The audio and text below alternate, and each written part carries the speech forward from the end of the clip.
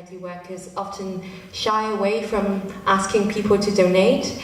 I just really want to urge you to maybe tell the audience how the funding cuts have really impacted on the work, especially providing services to women in the current and the past administration, just how extraordinary the funding cuts have been. And I think individuals, even if we pledge to give £5 per month, how transformative it would be for charities to actually focus on efficacy and the program that we deliver and not knocking on funders' doors all the time. So yeah, I want you to talk a little bit about that, so hopefully you can raise some funds as well.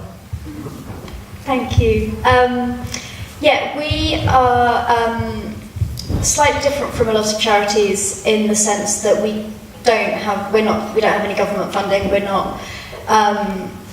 So we haven't been impacted by government cuts in the same way as a lot of charities, particularly in the women's sector, have been. A lot of our funding comes from trusts, but that said, it would be fantastic if people would like to donate. The more money we have, the more we can do. And as I say, there are fantastic projects we're working on at the moment. We've got, actually going back to the previous question, we've got a drama teacher at the moment who we are currently funding to run drama workshops with the women. She's doing a whole week of drama workshops in September. And they are really therapeutic and really just wonderful for the women, a really brilliant way for the women to express themselves. So there are lots of fantastic things we're doing that can always benefit from money. Even something as simple as our Monday drop-in session. We have like 70 women regularly coming in every single week, and we provide them all with travel expenses. We provide them with a free lunch. All of our English teachers are volunteers. So the more you give, the more we can spend on lunch, the more we can give people in travel expenses, the more we can continue to grow that, and the more we can support women in other ways, as well as our Calais project, which I mentioned previously. So yes, please do give money if that's something that you are able to do, definitely. Thank you.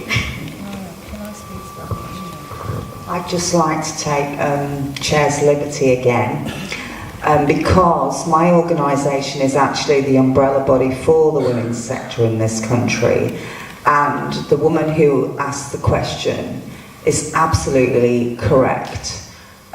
Small, local, specialist women's organisations, especially black women's organisations, are fast disappearing. There are hardly any black women's organisations left around the country, and the sexual violence sector, the rape crisis sector, are in crisis year after year after year. Government public spending cuts, of course, been made to councils who haven't got the money to fund voluntary sector organisations and charities. And the government wants to wash its hands of any responsibility for those things. So we desperately need money.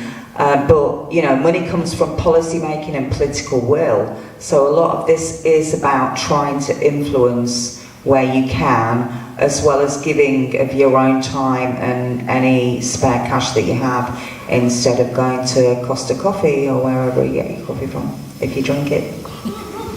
Just to very briefly add to that, from my experience of doing this research and looking for organisations working with refugees in the northeast of England in particular, which is been hit very hard by cuts, it's amazing how many times you hear the words, "Oh yeah, that used to be a thing, but it lost the funding, it doesn't exist anymore." You find remnants of a website and a project that looks really promising and like it's doing people a lot of good, and then you find that it stopped existing in around about 2009. You see that so much, and it's really sad to think about how many wonderful projects that were, being run by incredible people and doing good in the world have shut down in the wake of austerity. Likewise, mental health care has really suffered in general, particularly for women. I have a very good friend who has needed mental health care as a result of encephalitis, and for the northeast of England, there are about 6 beds for women. In our local area, that's 8. That is not enough. I think we can all appreciate that. That's shocking that this is the result of cuts. We are betraying our own people. We're betraying people's trust in the UK to do better. And I think that it's absolutely not good enough. Sorry, just to very quickly add, having said that we're not affected by it, that is the one area where we really do see the huge impact that cuts have had, because I am constantly attempting to refer women for counselling, for rape crisis, for mental health services, and just being told we're oversubscribed, the waiting list's 18 months. It's really, really difficult, and so we're having to tell women just, go back to your GP, get on the waiting list for counselling through them as soon as you can. It's really tough from that perspective. 18 months for rape crisis. Well, like that, it's meant to be a crisis.